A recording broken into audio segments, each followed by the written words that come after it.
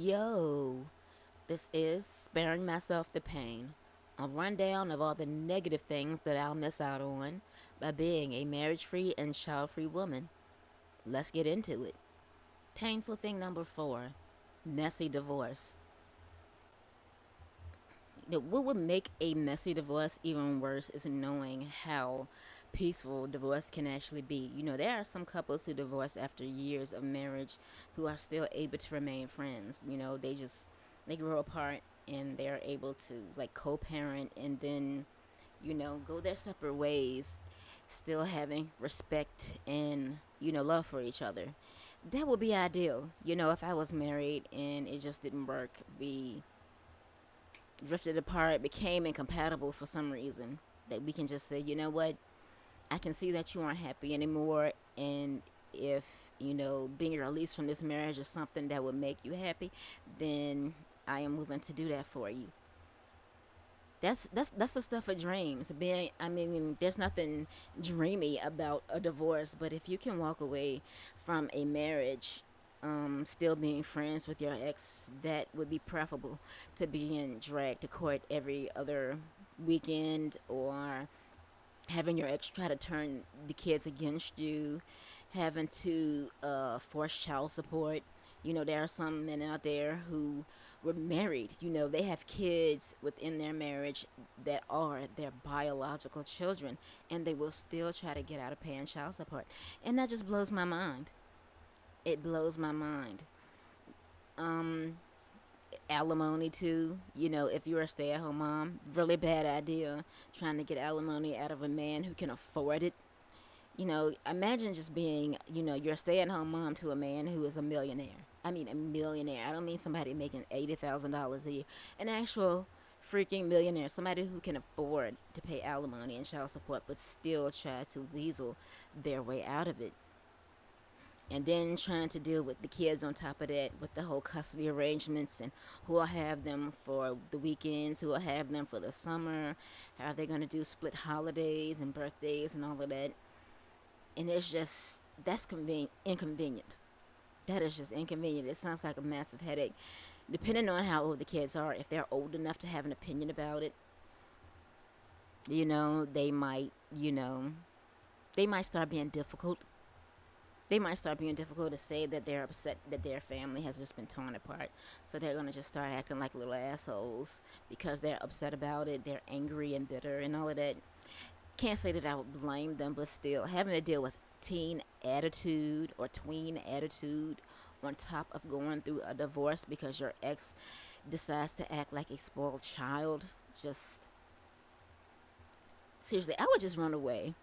I was like, you know what? Keep these kids. I'm going to run away. I'm going to change my name and just start a new life somewhere else, because that just sounds like such a fucking headache. And then, of course, if you have any shared friends, that could make your whole social life so awkward. If you have mutual friends, like you have other couples and you all go out together, and then you divorce and they're being forced to choose sides, and that would just make things so awkward and uncomfortable, because if they don't want to choose sides. If it's like a no fault divorce, it's not due to like infidelity or abuse or anything like that, they are probably not going to want to pick sides. They're going to want to maintain a friendship with both of you, like, separately. But then, of course, if they like invite you somewhere and your ex is there, and you don't want to see them, then you're like, ugh. You would either have to just suck it up and deal with it, or just leave and find a new group of friends. And who wants to do that?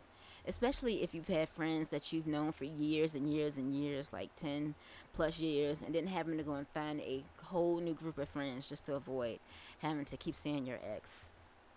Who wants to go through that shit? I sure as hell don't.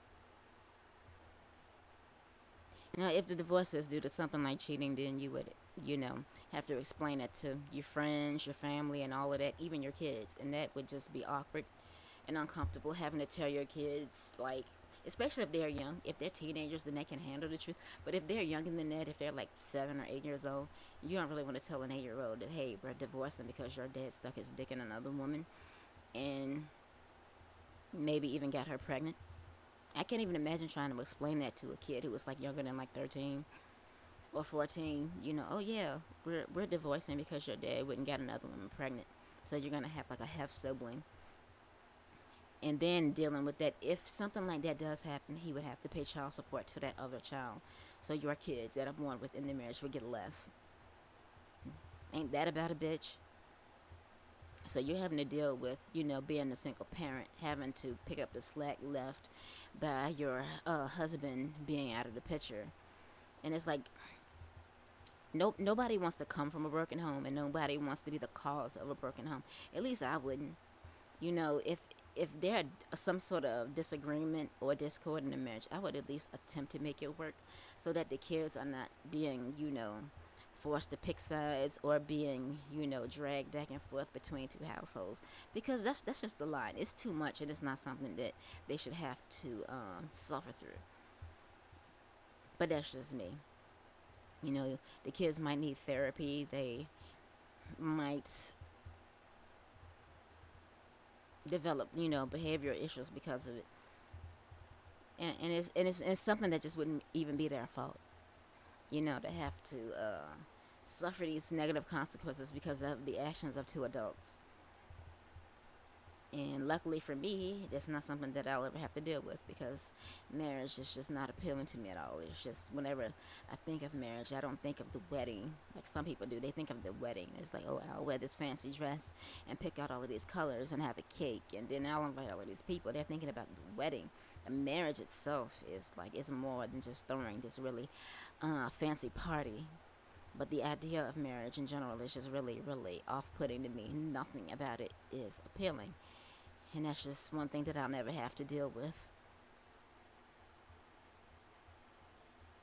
Remember, your life is yours to live, and you don't have to explain yourself to anyone ever.